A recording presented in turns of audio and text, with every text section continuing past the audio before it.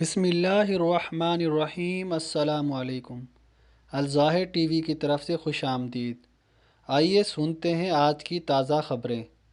پاکستانی اسکولوں نے 2 ماہ کے لیے فیسوں میں کمی کر دی۔ سعودی عرب میں پاکستانی اسکولوں نے کرونا وائرس کے باعث والدین کی مالی مشکلات کو مد نظر رکھتے ہوئے کمیونٹی کی سہولت کے لیے فیسوں میں رعایت دینے کا فیصلہ کیا ہے۔ جدہ میں پاکستان انٹرنیشنل اسکول العزیزیہ کی طرف سے جاری پریس ریلیز کے مطابق اسکول مینجمنٹ کونسل SMC کے اجلاس میں فیصلہ کیا گیا کہ سال رواں مئی اور جون کے دوران تمام طلباء و طالبات کی فیسوں میں 35% رعایت دی جائے گی تاکہ ان تمام والدین کو سہولت فراہم کرنے میں اپنا کردار ادا کیا جائے جو کرونا وائرس کے باعث شدید مالی بحران سے دوچار ہیں۔ بیان کے مطابق جن والدین کے ذمے فروری 2020 تک 3,000 ریال یا اس سے زائد یا 3 ماہ سے زائد کے واجبات ہیں وہ اسے ادا کر کے سہولت سے فائدہ اٹھا سکتے ہیں۔ جو والدین پہلے سے رعایت یافتہ فیس ادا کر رہے ہیں یا جن کی فیس کمپنی کے ذمے ہے انہیں یہ استثناء حاصل نہیں ہوگا۔ طائف میں پاکستان انٹرنیشنل اسکول نے بھی رواں سال مئی اور جون کی فیسوں میں رعایت کا فیصلہ کیا ہے۔ پیٹریاٹ کی جگہ سعودی میزائل شکن نظام۔ سعودی عرب نے ایران کے ساتھ کشیدگی کم ہونے پر میزائل شکن امریکی پیٹریاٹ کی جگہ سعودی میزائل شکن سسٹم نصب کرنا شروع کر دیا۔ سبق ویب سائٹ نے امریکی خبر رساں ادارے بلومبرگ کے حوالے سے بتایا ہے کہ امریکہ نے میزائل شکن پیٹریاٹ کی 4 بیٹریاں ہٹا لی گئی ہیں۔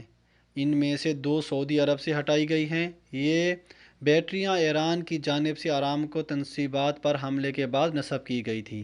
امریکی صدر ڈونلڈ ٹرمپ نے مشرقی وسطی میں امریکی افواج کی تعداد کم کرنے کی بات کہی تھی، تاہم انہوں نے 2019 میں امریکی ڈرون کے گرائے جانے اور ایران کے آرامکو پر حملے کے خطے میں مزید افواج کی تعیناتی شروع کر دی تھی۔ امریکہ نے حملوں کے تناظر میں میزائل شکن پیٹریاٹ بیٹری کا راڈار سسٹم اور 200 فوجی ماہرین ستمبر 2019 کے دوران سعودی عرب بھیجے تھے۔ امریکہ نے یہ اقدام دنیا کو سب سے زیادہ تیل برآمد کرنے والے ملک کو فضائی تحفظ فراہم کرنے کی غرض سے کیا تھا۔ امریکی عہدیدار نے بتایا کہ میزائل شکن پیٹریاٹ بیٹریوں کی جگہ سعودی پیٹریاٹ بیٹریاں نصب کی جائیں گی۔ امریکی عہدیدار نے یہ بھی بتایا کہ پہلے سے طے شدہ پروگرام کے مطابق یہ کام مارچ 2020 میں انجام دیا جانا تھا، تاہم 15 مارچ سے عراق میں التاجی کیمپ پر میزائل حملوں کی وجہ سے ملتوی کر دیا گیا۔ غیر ملکی کارکنوں کے لیے رہائش کی سہولت۔ وزارت بلدیات و دیہی ترقی کی جانب سے نجی سیکٹر سے تعلق رکھنے والے اداروں کے کارکنوں کو عارضی بنیادوں پر مناسب رہائش فراہم کرنے کی سہولت فراہم کر دی گئی ہے۔ وزارت کی جانب سے کمپنیوں یا فیکٹری مالکان کو ہدایت کی گئی ہے کہ وہ مقررہ شرائط کے مطابق اپنے کارکنوں کے لیے مناسب رہائش حاصل کرنے کی درخواست آن لائن جمع کرا سکتے ہیں۔ مقامی ویب نیوز سبا کے مطابق وزارت بلدیات کی جانب سے کارکنوں کی رہائش کے لیے رجسٹریشن آن لائن سہولت فراہم کر دی گئی ہے، جس ایڈریس پر لاگ ان کر کے اہم معلومات اپلوڈ کی جا سکتی ہیں۔ وزارت کی جانب سے مزید کہا گیا ہے کہ اداروں کو اپنے کارکنوں کے لیے حاصل کی جانے والی رہائش کے حوالے سے 8 بنیادی معلومات مہیا کرنا ہوں گی، جن میں ادارے کی CR commercial registration number, company کے مالک کا نام، ایڈریس، ٹیلی فون نمبر، موبائل نمبر، کارکنوں کے لیے مطلوبہ رہائش کا علاقہ اور کارکنوں کی تعداد بھی واضح کرنا ہوگی۔ تبوک میں کرونا خلاف ورزیوں پر بلدیہ کی کارروائیاں۔ تبوک ریجن میں کرونا وائرس کے حوالے سے احتیاطی تدابیر پر عمل نہ کرنے والے دکانداروں کے خلاف کریک ڈاؤن جاری ہے۔ خلاف ورزیوں پر متعدد دکانیں سیل بھی کی جا چکی ہیں، جبکہ بعض کو تنبیہی نوٹس بھی جاری کیے گئے ہیں۔ سعودی خبر رساں ایجنسی SPA کے مطابق ریجنل بلدیہ کی جانب سے جاری ہونے والے بیان میں کہا گیا ہے کہ بلدیہ کی ٹیمیں مختلف مارکیٹوں کا دورہ مسلسل کر رہی ہیں تاکہ وزارت صحت کی جانب سے جاری ہدایات کو یقینی بنایا جائے۔ ذمہ دار کا کہنا ہے کہ ریجن میں بلدیہ کی ٹیمیں اشیاء خورد و نوش فروخت کرنے والی دکانوں کا خاص طور پر سروے کرتی ہیں تاکہ وہاں صفائی کے معیار کو جانچا جا سکے۔ حفظان صحت کے اصولوں پر عمل درآمد کو یقینی بنانا ہماری اولین ترجیح ہے۔ بلدیہ کی جانب سے کرونا وائرس کے حوالے سے وزارت صحت کی جاری کردہ ہدایات پر بھی عمل درآمد کو یقینی بنانے کے لیے اہلکاروں کو خصوصی ہدایات جاری کر دی گئی ہیں، جن میں سماجی فاصلوں کے دوری کا اصول، اشیاء خورد و نوش کی دکانوں پر خاص کر کارکنوں کا ماسک اور دستانوں کا استعمال اور مارکیٹوں میں جسمانی درجہ حرارت نوٹ کرنے والے تھرمل سسٹم کی فراہمی شامل ہے۔ بلدیہ کے ذرائع کا کہنا ہے کہ حفظان صحت کے اصولوں کو یقینی بنانے کے لیے مارکیٹوں اور خاص کر اشیاء خورد و نوش فروخت کرنے والی دکانوں پر تفتیشی کارروائیوں کا سلسلہ جاری ہے تاکہ حفاظتی اقدامات پر عمل درآمد کو یقینی بنایا جائے۔ شاہ سلمان مرکز سے کئی ممالک میں امداد کا سلسلہ جاری۔ شاہ سلمان امدادی مرکز کی جانب سے نہ صرف پاکستان بلکہ دنیا کے دیگر ملکوں کے لیے بھی رمضان راشن کی تقسیم کا سلسلہ جاری ہے۔ عرب نیوز کے مطابق شاہ سلمان امدادی مرکز نے فلسطین کے علاقے غزہ پٹی اور مغربی کنارے میں ضرورت مند خاندانوں میں رمضان راشن کی تقسیم کا سلسلہ جاری رکھا ہوا ہے۔ وہاں پر مجموعی طور پر راشن کے 1920 پارسل تقسیم کیے گئے ہیں جو 9600 افراد کے لیے ہیں۔ اردن میں مختلف ضرورت مند خاندانوں کو بھی راشن تقسیم کیا جا رہا ہے۔ وہاں پر اب تک 3610 فوڈ پیکٹس تقسیم کیے گئے ہیں۔ اسی طرح سوڈان کی دارفور ریاست میں 400 رمضان پیکٹس 2400 افراد میں تقسیم کیے گئے جو امدادی مرکز کے منصوبے کا حصہ ہے۔ اس کے تحت ماہ سیام میں سوڈان کے دیگر علاقوں میں بھی 38211 فوڈ پیکٹس تقسیم کیے جائیں گے۔ صومالیہ میں طوفانی بارشوں اور سیلاب سے متاثرہ 6000 افراد کے لیے 1000 فوڈ پیکٹس مہیا کیے گئے ہیں۔ وہاں کی حکومت نے اس امداد پر شکریہ ادا کیا۔ شاہ سلمان امدادی مرکز کی جانب سے رمضان کے مہینے کی مناسبت سے پاکستان کے صوبے پنجاب میں 1239 فوڈ پیکٹس تقسیم کیے گئے ہیں۔ اب تک مرکز کی جانب سے پاکستان کے ضرورت مند اور غریب عوام کے لیے 16,000 سے زائد راشن کے تھیلے مہیا کیے جا چکے ہیں۔ القریات کمشنری میں بیوٹی پارلر سیل۔ القریات ریجن کی بلدیہ نے فلیٹ میں قائم بیوٹی پارلر کو سیل کر دیا۔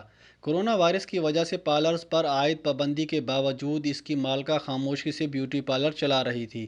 مقامی ویب نیوز سبا کے مطابق ریجنل بلدیہ کے نگران سمیحان الشمری نے بتایا کہ بلدیہ کی تفتیشی ٹیموں کو اطلاع ملی تھی کہ ایک رہائشی عمارت میں ایک خاتون نے بیوٹی پارلر قائم کیا ہوا ہے جہاں کرفیو میں نرمی کے اوقات کے دوران بڑی تعداد میں خواتین کی آمد و رفت کا سلسلہ جاری رہتا ہے۔ اطلاع ملتے ہی بلدیہ کی ٹیم جس میں خاتون اہلکار بھی شامل تھیں نے پارلر کی خفیہ طریقے سے نگرانی شروع کر دی تاکہ اس امر کی یقین دہانی کی جا سکے۔ موصول ہونے والی اطلاع درست ہے۔ ٹیم کی جانب سے اطلاع کی تصدیق ہونے پر تفتیشی اہلکاروں پر مشتمل خواتین کی ٹیم پارلر میں داخل ہوئی جہاں کورونا وائرس کے بچاؤ کے لیے اختیار کی جانے والی احتیاطی تدابیر پر عمل نہ کرتے ہوئے پارلر میں خواتین کا میک اپ کیا جا رہا تھا۔ بلدیہ کی جانب سے پارلر کی مالکہ کے خلاف چالان درج کرنے کے بعد پارلر کو سیل کر دیا گیا۔ بلدیہ کے ترجمان کا کہنا تھا کہ پارلر کی مالکہ کے خلاف قانون کے مطابق کارروائی کی جائے گی۔ صدیوں پرانی مساجد کی بحالی کا منصوبہ۔ سعودی عرب کے مختلف علاقوں میں قدیم مساجد کی ازسر نو مرمت اور تزئین و آرائش کا منصوبہ جاری ہے۔ عرب نیوز کی رپورٹ کے مطابق سعودی عرب کے وسیع عریض خطے میں موجود بہت سی ایسی مساجد ہیں جو سینکڑوں سال قبل تعمیر کی گئی اور اب انہیں مرمت کی ضرورت ہے۔ قدیم اور تاریخی مساجد کی تزئین و آرائش کے لیے شہزادہ محمد بن سلمان منصوبے کے تحت 57 ملین ریال کی منظوری سے سعودی عرب کے 10 مختلف علاقوں میں 30 مساجد کی ازسر نو مرمت کی گئی ہے۔ یہ بحالی منصوبہ محدود مدت میں مکمل کیا گیا ہے۔ اسی منصوبے کے سلسلے میں 100 مزید ایسی قدیم مساجد رکھی گئی ہیں جن کی تاریخی اور جغرافیائی حیثیت بحال کی جائے گی۔ ان منصوبے مساجد کے تقدس کو مد نظر رکھتے ہوئے ماضی کی شناخت اور جدید توازن برقرار رکھا جائے گا اور مستقبل میں اس کی دیکھ بھال کو یقینی بنایا جائے گا۔ قدیم مساجد کی بحالی اور دیکھ بھال کی ذمہ داری نجی احتیاط کے ذریعے کی جاتی تھی یا پھر یہ ذمہ داری خیریاتی اداروں نے بھی اٹھا رکھی تھی، جبکہ اب ولی عہد محمد بن سلمان نے تاریخی مساجد کی تزئین و آرائش کے لیے باقاعدہ مرکز قائم کر دیا ہے۔ مسجد نہ صرف اینٹوں اور سیمنٹ کی عمارت ہوتی ہے بلکہ اس کی موجودگی مذہبی اہمیت کو اجاگر کرتی ہے اور اس کا عظیم مقصد ہوتا ہے۔ بنگلہ دیشی خاتون کے اغوا کار گرفتار۔ ریاض پولیس نے بنگلہ دیشی خاتون کو یرغمال بنانے والے ملزمان کو گرفتار کر کے خاتون کو ان کی قید سے آزاد کرا لیا۔ سعودی خبر رساں ادارے ایس پی اے کے مطابق ریاض پولیس کے ترجمان کرنل شاکر التویجری نے بتایا ہے کہ 3 بنگلہ دیشیوں نے ہم وطن خاتون کو یرغمال بنا لیا تھا اور بنگلہ دیش میں موجود اس کے رشتہ داروں سے تاوان طلب کر رہے تھے۔ التویجری نے تفصیلات بتاتے ہوئے کہا، بنگلہ دیشی خاتون کو یرغمال بنانے کی اطلاع ملتے ہی پولیس کے سراغ رسانوں نے یرغمال خاتون کی رہائی کے لیے کارروائی شروع کر دی۔ سپیشل ذرائع سے یہ پتہ لگایا گیا کہ خاتون کو کہاں رکھا گیا ہے اور وہ کس حالت میں ہے۔ خاتون کو اغوا کاروں کے چنگل سے چھڑانے کے لیے جامع کارروائی کرتے ہوئے بنگلہ دیشیوں کے اڈے پر چھاپا مارا گیا اور یرغمال خاتون کو بازیاب کر کے تینوں بنگلہ دیشیوں کو گرفتار کر لیا گیا جو اسے یرغمال بنائے ہوئے تھے۔ تینوں ملزمان کے خلاف ایف آئی آر درج کر کے کیس پبلک پروسیکیوشن کے حوالے کر دیا گیا۔ یمبو پورٹ پر سب سے بڑا پیٹروکیمیکل بردار جہاز لنگر انداز۔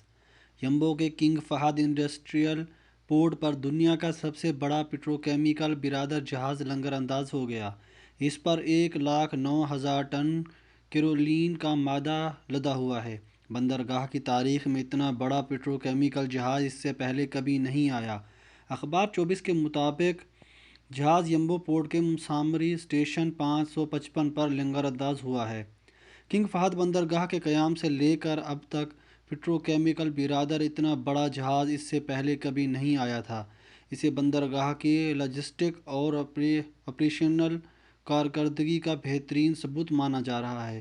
یاد رہے کہ بندرگاہوں کی پبلک اتھارٹی سعودی بندرگاہوں کو جدید تر بنانے کی حکمت عملی پر عمل پیرا ہے تاکہ دنیا کے جدید ترین دیو ہیکل جہاز یہاں لنگر انداز ہو سکے۔